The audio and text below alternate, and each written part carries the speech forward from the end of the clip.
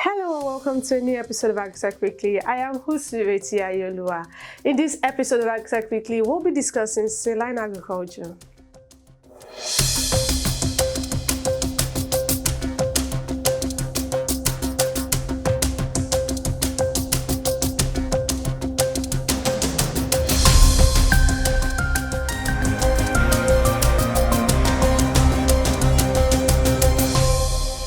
In the world, freshwater is a very finite resource.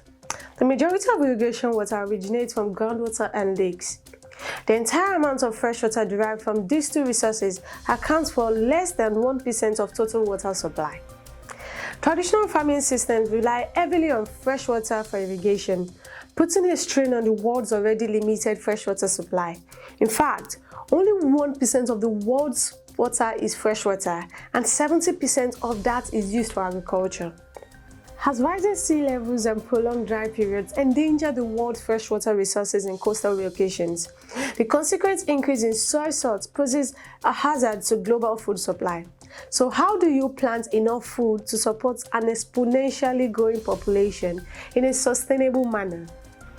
Saline agriculture provides a significant solution. Salts are a naturally occurring material that can be found in both soil and water.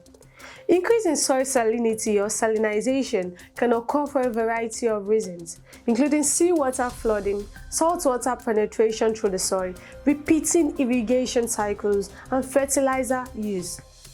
Unfortunately, this phenomena can have a negative impact on agriculture because many crops cannot flourish in such saline environments, and as such, salinization increases over the world. The amount of land suitable for agriculture continues to shrink.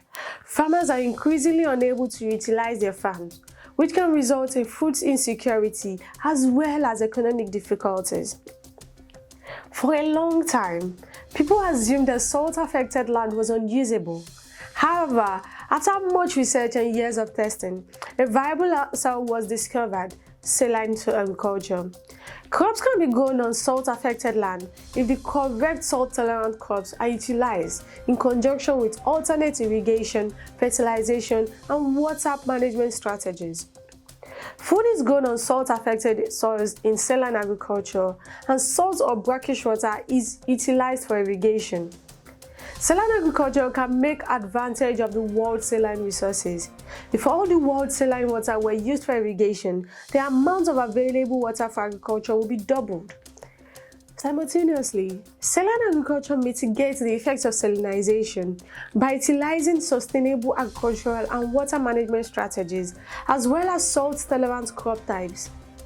If salt-affected soils are restored to production, 70 to 120 million hectares of additional arable land, as well as their natural ecosystems and relatable wildlife, can be rescued. Salinization concerns food production and food security in many parts of the world due to the typically detrimental impact of salt on crop yields. A proposed answer is saline agriculture, which involves growing food on salt-affected soils or using salt or brackish water for irrigation. The latter technique also saves freshwater, which is a limited resource on this planet, and especially in so many areas prone to salinization.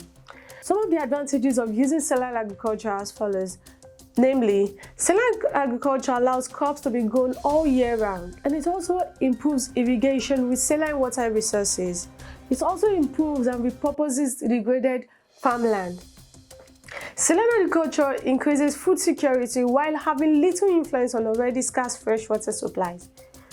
Traditional farming techniques rely on freshwater for irrigation, but because freshwater is a scarce resource, adapting and finding alternatives is becoming increasingly crucial. Food is grown in salt-affected soil using saline agriculture, and brackish water is used for irrigation. There is just as much brackish water as fresh water in the world.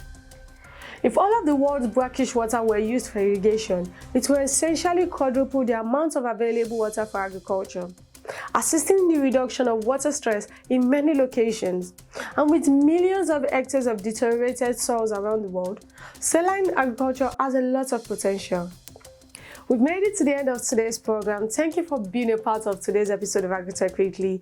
Don't forget to follow us on all our social media platforms and subscribe to our YouTube channel at Agribusiness Weekend. For advertisements and partnerships, contact us via our social media platforms or call the numbers displayed on the screen.